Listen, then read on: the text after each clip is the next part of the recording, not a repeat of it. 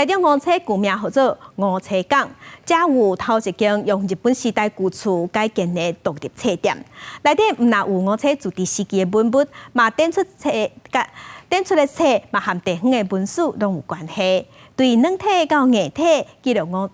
五车的文化卡架。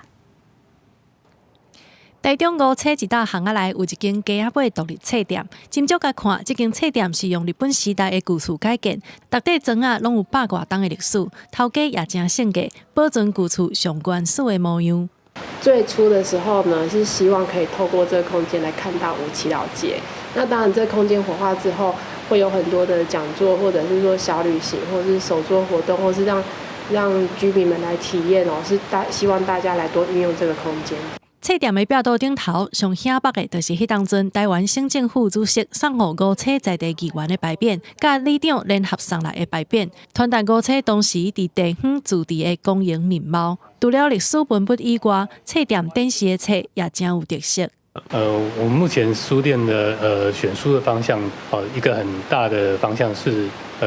地方刊物，全台湾的地方刊物。那另外就是台湾的本土的史地。还有母语以及文化资产类的书籍这样子。